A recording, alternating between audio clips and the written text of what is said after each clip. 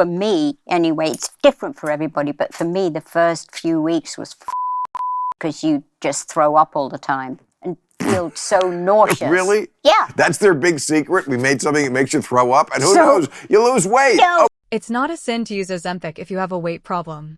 That's Sharon Osbourne speaking candidly about her own experience on the drug. But her story isn't the usual success story. She lost more weight than she ever intended, struggled with nausea for months, and has openly warned that younger people especially should stay away from it because how easy it is to keep losing became, in her words, dangerous. That warning matters because underneath the headlines, Ozempic does something in the female body that goes far beyond appetite. Here's what's actually happening and what every woman considering it needs to know first. Ozempic is semaglutide, FDA approved for type 2 diabetes. Its use for weight loss is technically off-label, though it works the same way as its sister drug Wegovy, which is approved specifically for that. It mimics a hormone your body already makes called GLP-1, which slows digestion and signals your brain that you're full. That slowed digestion is also exactly why Sharon described feeling nauseous for weeks before her body adjusted. It's not a random side effect, it's the mechanism itself. Here's the part that matters most for women. This same mechanism directly targets insulin.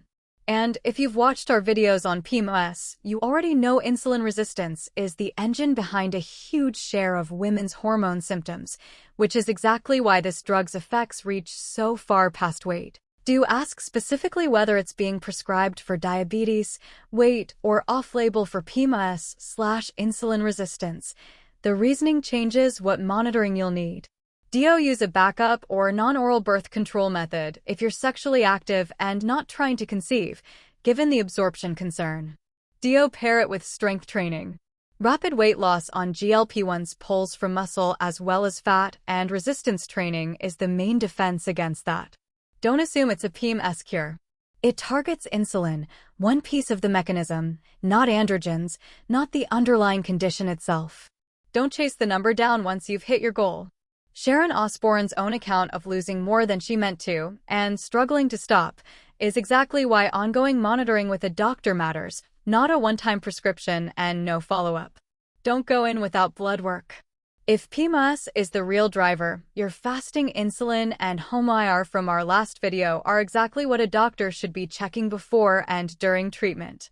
Sharon Osbourne's warning wasn't about whether to take it, it was about respecting what it actually does once it's in your system. That same hormone, GLP-1, is driving a huge share of PMS symptoms in women who've never touched this medication at all. Whether or not it's right for you, understanding what it's actually doing to your insulin is what turns this from a trend into an informed decision. Share this with a woman who's curious, but hasn't gotten a straight answer yet. Subscribe to Help the Woman for more of these breakdowns every week. Your hormones were never the enemy. Now you know exactly what's talking to them.